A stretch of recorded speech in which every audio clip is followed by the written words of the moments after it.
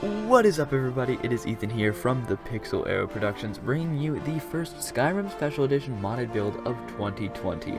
I'm gonna jump straight past all the stuff where I explain why I've been gone and how long I've been gone and what I'll be doing when I'm back, because I'm just here to bring you some new Skyrim content. I really want to start increasing the quality of my build videos here on the channel, and you'll be noticing a couple of those quality changes throughout this video, and part of that is the complexity and creativity of the characters' mechanics in-game.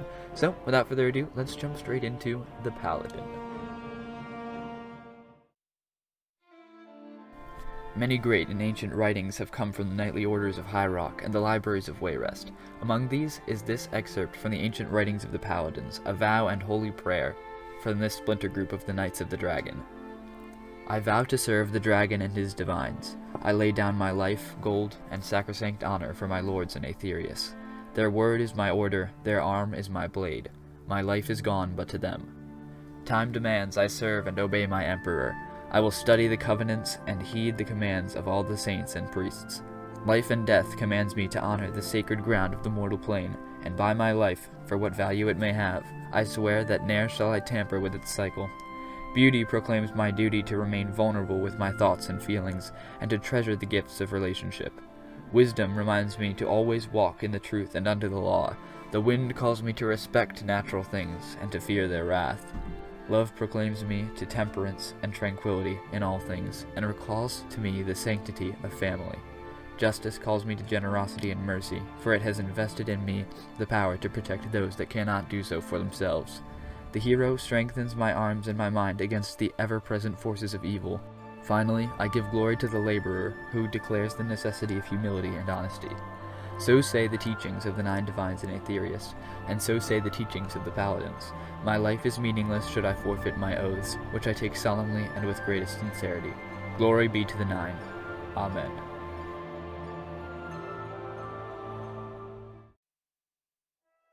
The Paladin is native to the land of High Rock, a Breton who once lived in the complex hierarchical society of the Half-Elves. They are known both for their aptitude with and resistance to arcane power, as well as their proclivity for joining knightly orders and political groups to rise within the ranks.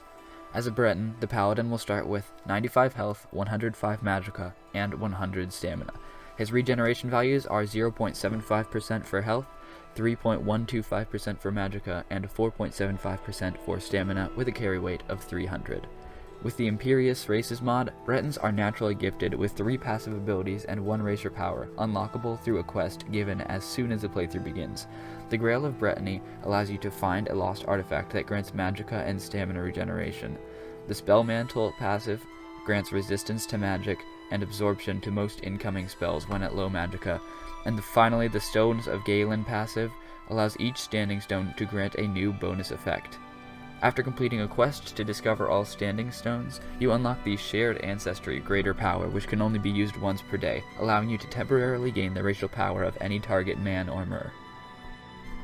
The Paladin walks under the Warrior, a sign of Aetherius that empowers his physical strength, making him an even more effective paragon of the Divines.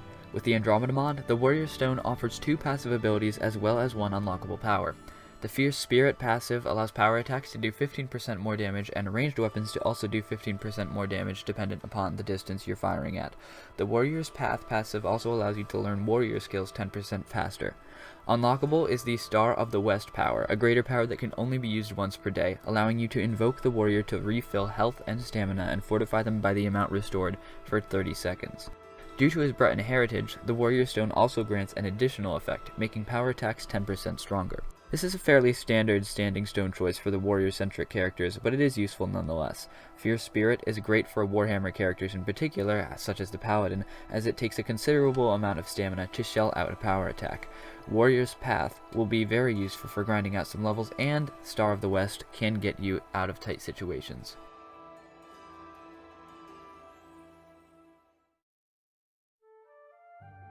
When it comes to stat allocation, the Paladin will be focusing on health, but stamina and magicka are also important. 50% of the stat points will be put into health, stamina will take 20%, and magicka will take 30%. The Paladin will be using all of his attributes consistently, however, since he will not be using an armored chest piece, a rather hefty health investment is required. Once you start noticing that your healing spells are making up the difference though, you can start to drop your health and focus a bit more on magicka and stamina. Spells play a major role in the Paladin's playstyle, especially those from the Restoration tree. From the Restoration tree, you will need the following spells: Lamb of Mara, God Form, Circle of Protection, Circle of Strength, Circle of the Moons, Circle of Death, Sun Blast, Holy Hands, Stellar Core, Stendarr's Aura, and Dust to Dust. This is a pretty hefty spell list, but the only other spells you will be needing from any other trees are Scorching Hands and Flame Cloak from the Destruction tree. As to shouts, Lifestream from the Thunderchild Shouts mod is the only shout that you will be required. Other shouts are justifiable for this character, but this is the only one that is essential to combat for the Paladin.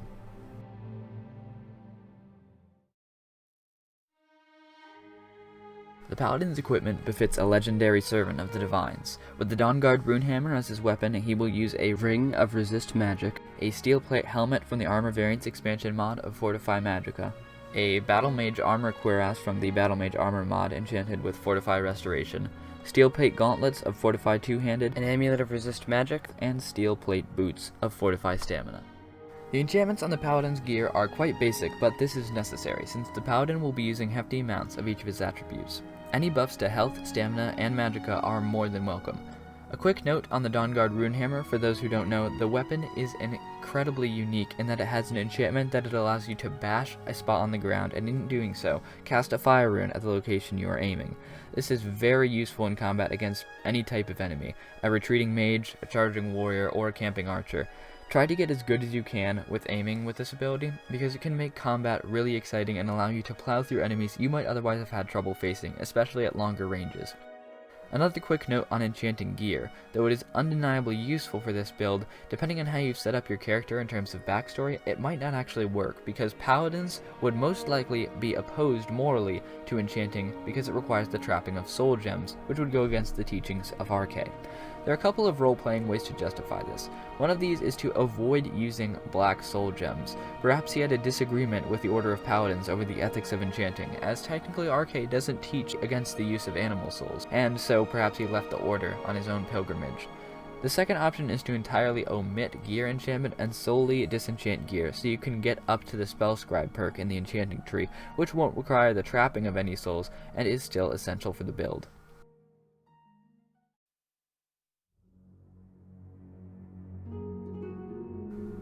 The Paladin requires a large amount of skills to operate effectively, although most of these skills are only lightly invested in. These skills include Restoration, Destruction, Enchanting, Heavy Armor, Two-Handed, and Block. Restoration is the primary skill for this build. You'll be putting 2 points into Restoration Mastery, and then taking Descending Light, Restoration Dual Casting, Hallowed Burial, Spirit Tutors, Exorcist, Pilgrim, Warrior's Flame, Ashes to Ashes, Crusader's Fire, and Gods and Mortals. A light tree is Destruction, which will require 2 points into Destruction Mastery, taking Destruction Dual Casting, and putting 2 points into Combustion. Another light tree, Enchanting, requires 2 points into Enchanting Mastery, and then taking the Soul Siphon and Spell Scribe perks. Heavy Armor only requires 2 points into Heavy Armor Mastery, and we'll be moving on to Two-Handed, where you will put 2 points into Two-Handed Mastery, a point into Training Fighter, 2 out of 3 points into Crushing Blows, and 2 points into Batter, and then taking Ferocious Strength, Avalanche, the Pendulum, Grand Slam, and Deadfall. Finally, another lightly invested tree is Block, which requires 2 points into Block Mastery, as well as the Power Bash and Skull Rattler perks.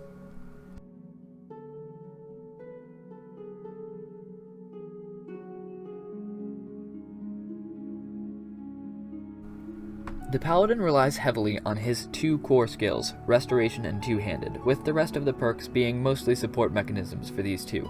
I won't be covering every single perk like I used to, because that just takes way too much time, but let's briefly review the most important and key perks in each tree. Restoration is the Paladin's bread and butter, but its usefulness goes well beyond merely self-healing. Hallowed Burial is a key perk for the Paladin, considering the types of enemies he will be facing. At its second level, this perk gives the Paladin a 30% damage boost against undead foes. Spirit Tutors is an interesting perk, because it requires some exploration to actually do you any good. It places 2 spirits that wander around Skyrim. Once you find them, each spirit will grant you a permanent 1% bonus to Restoration spell effectiveness per 20 points of magicka. Exorcist is another peculiar perk that teaches you a spell at certain level goals. You'll automatically be granted the Sunblast spell taking this perk, and you'll also learn Holy Hands at level 50 and Stellar Core at level 75, all essential spells for this build. The final one I'll touch on here is Pilgrim. This perk makes blessings from the Shrines of the 9 Divines 1% more powerful per level of restoration. Pilgrim is buffed by gods and mortals, the latter of which also makes shrine blessings last longer and gives them bonus effects. As to your choice of shrine, you have two good options, Talos or Stendarr. The blessing of Talos' shout reduction is very useful for the Paladin's Mara's Mercy ability, which we will go over later in the video, but Stendarr's blessing makes blocking more effective and allows you to consistently stagger enemies to follow up with a standing power attack that can deal quite a bit of damage through the Akatosh's Judgment ability. Since this build aims to be effective against living targets, you'll need a few fire spells from the Destruction tree to replace your sun spells when facing off against non-undead foes. All of the perks here simply buff destruction spells, and Combustion does so for fire spells specifically. Despite the hefty perk investment in the two-handed tree, most of these are rather simple. Trained Fighter and Ferocious Strength each buff power attacks, which are a key part of this character's playstyle. Excluding Two-Handed Mastery, the rest of the perks buff attacks with Warhammer specifically, most notably Clash of Heroes, Batter, and Grand Slam. Clash of Heroes debuffs enemies with a stacking effect that at its third level decreases that opponent's attack damage by 25% for 3 seconds. This effect stacks, encouraging momentum in combat.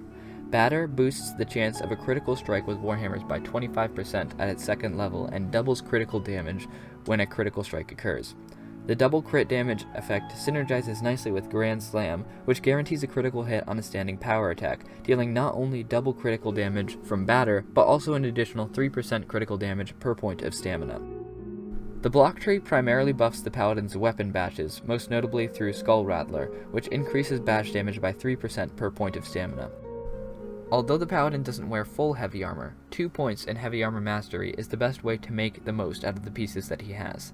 The enchanting skill focuses on the Spell Scribe perk, which allows the Paladin's power attacks to unleash a spell with an enchanting skill-based cooldown. Now on to my personal favorite section of any build video, the abilities section, where you can see how all the perks and equipment up to this point combine together to make this character truly unique and interesting to play in combat. The first of these is the Mara's Mercy ability. A storm of divine light encroaches on the clouds as your voice calls out to the gods for aid. The mystical fog from Aetheria strengthens your heart and clears your mind. The undead will surely know fear as the strikes of your hammer whistle toward their heads through the golden mist, ending their blasphemous existence and restoring your own strength. The core requirement for this ability is the Lifestream Shout up to the third word, but you also need the God Form spell, the Holy Hands or Scorching Hands spell, as well as the Exorcist and Restoration dual casting perks. This is your ultimate self-buffing ability. With all of these effects combined, you will have a nearly unlimited supply of magicka and health. The Lifestream Shout will call in weather that heals you constantly. God Form replenishes a percentage of your magicka per second, and the percentage restored each second increases depending on how high your health is. With your health constantly being replenished by the effects of the Lifestream Shout, you should be able to retain the maximum benefits of God Form pretty much the entire time this ability is active. This makes concentration spells extremely viable because they are sustainable pretty much infinitely, which is where the Holy Hands spell from the Exorcist perk comes in. This spell does an insane 55 points of damage per second to targeted enemies within melee range. This is a lot harder to use normally because of getting into melee range, which often means that you'll be taking a fair bit of damage, especially when using combat enhancing mods. However, the Lifestream Shout ensures that you won't have to worry about your health too much. Taking a ton of hits is still inadvisable, especially since you want to maximize the benefits of God Form, but it is certainly less of a concern. Holy Hands is also buffed when you dual cast it with the Restoration dual casting perk. Typically, this comes with a weightier magicka concern, but since you have God Form in effect at maximum effectiveness, you should barely notice the difference. If you're facing living opponents, you'll have to use Scorching Hands instead of Holy Hands. The next ability is Julianos' Temple. A wandering warrior of the divines must know how to worship the gods in all circumstances, even in battle. Using the magics you have studied in their names, build a small temple to the 9 divines in the midst of combat.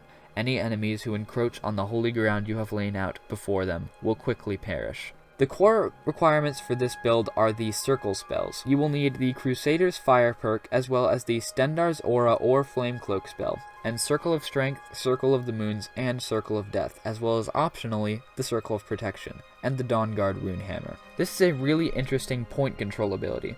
Start this ability by casting Circle of Strength and Circle of the Moons. These spells sap stamina and magicka respectively from enemies standing inside them. It's hard to line up exactly, but try to cast them in something of a Venn diagram formation, with both circles overlapping in the middle and remaining separate on either side. This way, you balance having area coverage with the possibility of enemies entering both at the same time. Achieving this formation will take a bit of practice to get down, but it doesn't have to be totally precise. Over the middle section, where the two circles meet, place the Circle of Death, which will automatically kill enemies within its borders that are below 40% health. You can also cast Circle of Protection to repel lesser undead and allow you to focus on annihilating stronger undead foes, which will resist the Circle of Protection if they are high enough level. Due to the Crusader's Fire perk, undead turned by Circle of Protection will be burnt for 10 seconds. Only use Circle of Protection if facing a group of undead opponents. Likewise, only use Stendarr's Aura over Flame Cloak when facing undead opponents. There's no sense in wasting magicka for the Circle of Protection against living foes, as all it does is repel lesser undead. In fact, if you're fighting mostly undead, it might be wise to cast Circle of Protection first to repel the lesser undead while you set up the rest of the ability, buying you a bit more time. Once you've done all this, cast Stendarr's Aura or Flame Cloak to set any approaching enemies alight with Holy Fire. If you really want to make your fortress impregnable, bash the ground beneath your feet with the Dawnguard Runehammer to cast a fire rune that will affect any enemies who enter. When this is all set up, you should have enough area to dodge any incoming arrows and return fire with one of your spells. If a mage is slowly approaching and casting a projectile or concentration spell at you but not entering the circles, use the Dawnguard Runehammer to cast a fire rune in their path to interrupt their fun. Obviously, this ability takes a fair bit of time to set up, so you have to know the fight is coming to use it effectively. Eventually, you'll get used to the flow of it and be able to set it up pretty quickly. To be honest, if you find yourself running low on time, you can always use elements of this ability and not the full thing, which can still be useful. Still though, the full ability is really effective and use it when you can.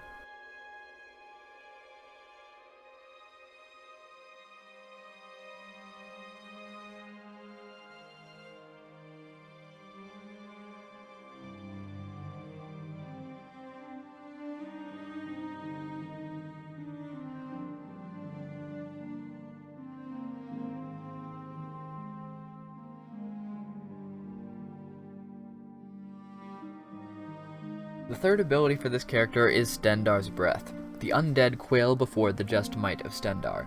By the will of the divines, a godly light descends upon the undead abominations. Their rotten, befouled flesh cannot resist the holy flame that burns them. There is nowhere to run but toward the paragon of the divines in an attempt to destroy you. Alas, as moths to a flame, they will only be burnt by your own holy light. This ability requires the Warrior's Flame and Ashes to Ashes perks, as well as Stendarr's Aura and Dust to Dust spells. This ability is the Paladin's way of dealing damage passively to the undead, and then following up with an active Kill All switch to end the fight quickly. When buffed by the Ashes to Ashes perk, the Warrior Flames perk will randomly affect any enemy, draining 20 points of its stamina and magicka per second for 5 seconds, and dealing an additional 30 points of health damage per second, if the randomly targeted enemy is undead. Warrior's Flame also has a chance to affect the Paladin himself, in which case his stamina and magicka will be restored by the same amount that it might have been drained from an enemy. With this constantly working in the background, use the Stendarr's Aura spell to gain a Cloak of Sun damage that chips away at undead. When fighting a group of undead, this ability will constantly be working in the background to chip away at your undead foes while you attack them more directly with your Warhammer or other abilities. When you judge that several of your undead foes are low on health, cast the Dust to Dust spell, which will kill all undead foes below 40% health. Note that the Warrior's Flame perk can still be used against normal living enemies, it's just it doesn't deal health damage. If you want to use a lesser version of this ability against living foes, simply replace Stendarr's Aura with Flame Cloak and forgo the use of the Dust to Dust spell. You could even set up the Flame Cloak spell with the Okator's Recital spell so that it will cast for general use and then cast Stendarr's Aura over it when facing undead opponents. It's much less effective against living foes, but it is still somewhat useful for the passive advantage.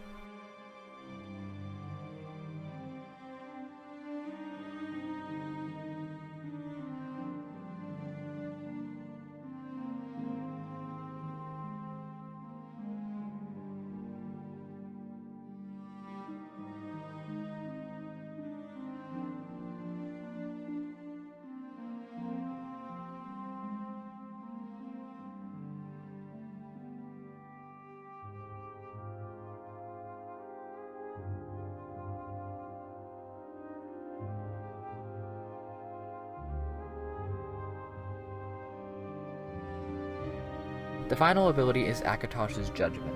Judgment comes upon all, but it visits some sooner than others. Those who would attempt to do you harm, the Paladin of the Divines, will have consequences brought upon them swiftly. Their death will greet them long before they manage to scorn the Divines by attacking their champion. This ability requires the Dawnguard Runehammer or any Warhammer, as well as the Skull Rattler, Deadfall, Grand Slam, Ferocious Strength, Trample, and Spellscribe perks, and the Lamb of Mara spell. This is the Paladin's primary combat ability. Initiate this ability by interrupting an enemy's attack with a bash from your Warhammer. Skull Rattler increases the damage of this bash by 3% per point of stamina. Due to the Deadfall perk, this bash opens up a 2-second stagger window in which a power attack to the enemy who was interrupted hits them not only with the impact of the hammer itself, but with a massive minus 500 armor point debuff. If the power attack you follow up with is a standing power attack, it will be affected by the Grand Slam perk, which gives the power attack a critical damage boost of 3% per point of stamina. Being already buffed by the Batter and Ferocious Strength perks, and taking into account the negative 500 armor rating debuff, the single power attack can do insane levels of damage, on top of the damage already done by the bash itself. To top it all off, the power attack delivers the Lamb of Mara spell per the Spellscribe perk. With this effect on the opponent, you will gain 35% of the health the opponent loses, so not only are you dealing massive damage to them, but you are also using a solid portion of that damage to come back and heal yourself.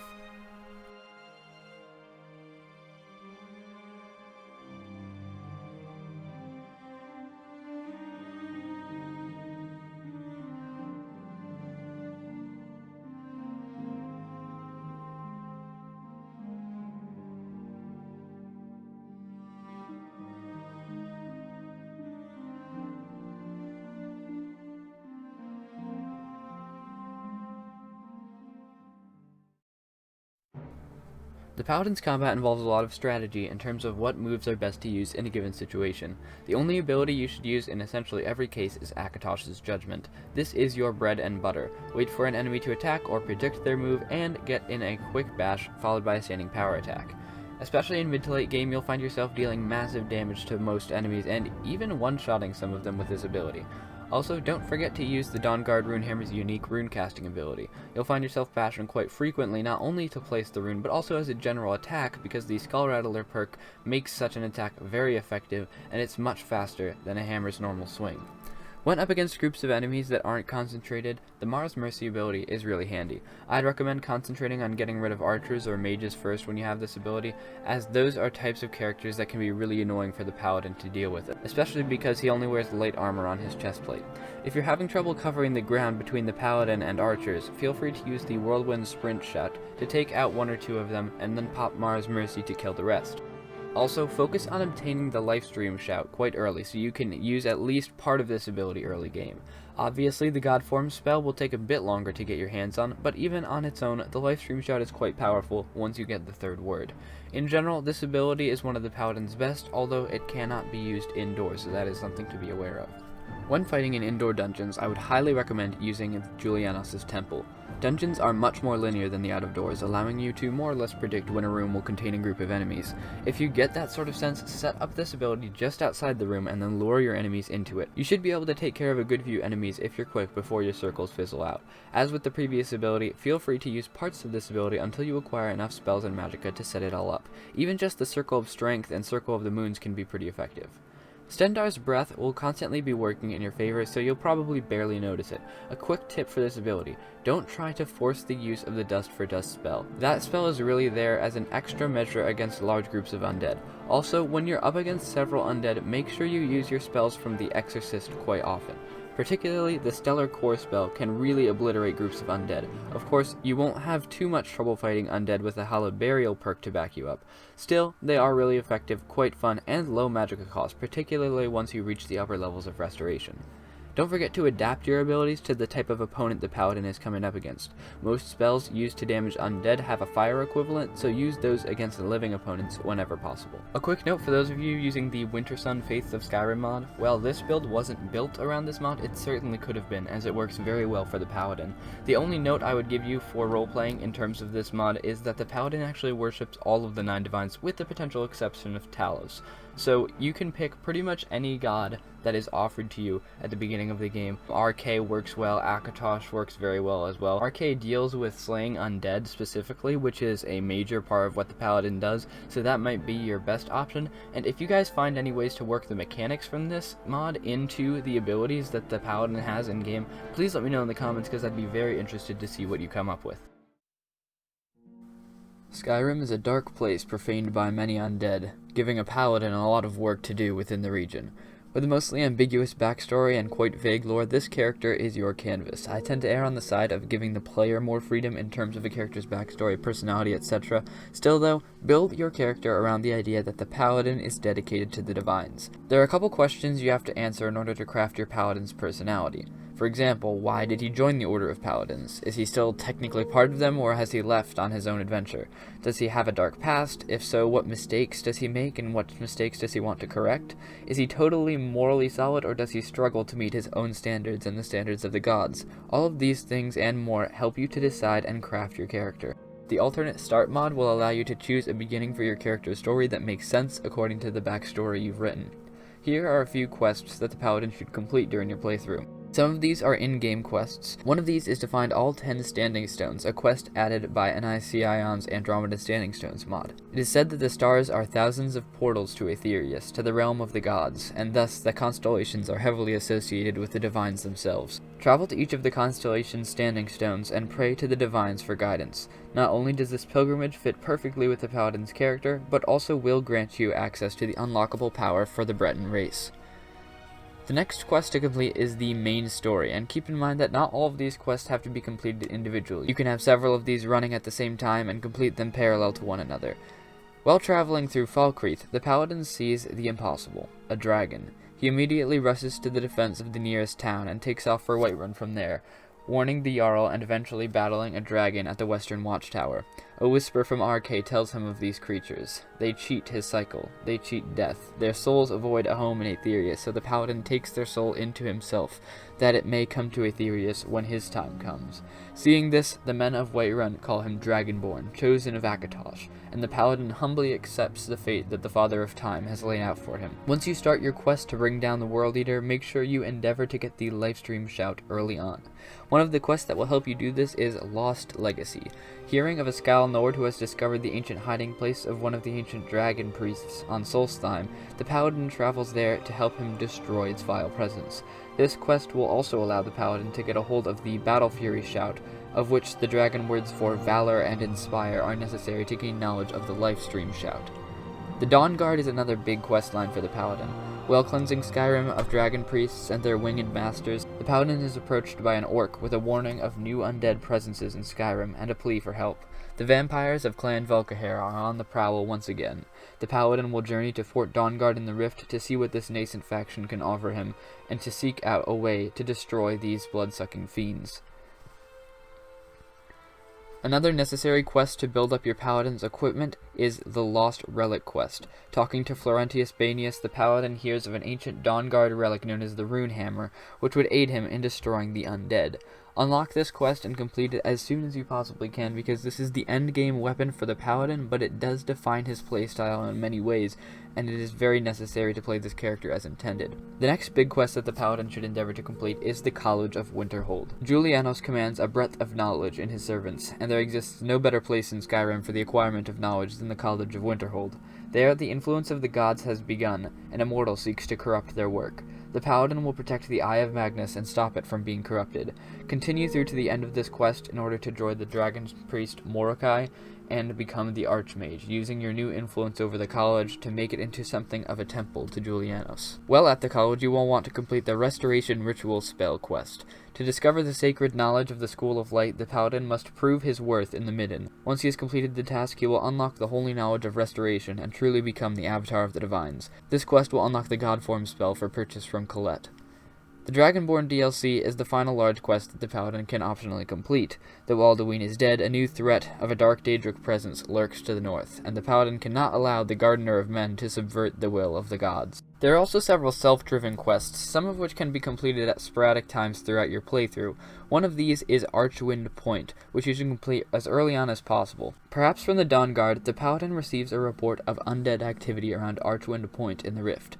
No bonewalkers are safe from his hammer's justice. At Archwind Point, you will find the word wall that gives you the dragon word for stamina, the first word in the Drain Vitality shout, and one of the words in the Lifestream shout. Again, in order to unlock this Lifestream shout as soon as possible, you want to complete this barrow pretty early on. A modded quest that you can complete throughout your playthrough is the notice board Destroy Undead. Visiting many towns and villages in his travels, the Paladin will receive messages and notes on the boards as his name grows and becomes more well-known, begging him to destroy undead threats to the citizens. These creatures cannot be allowed to not only disrupt the cycle of RK, but certainly not to prematurely take the lives of his humble servants. With the notice board mod, each town will have its own board where citizens will post random messages for radiant quests. Anytime you see quests to take out undead, accept them and destroy the threat to the village. Another self-driven quest is to clear out the barrows of Skyrim.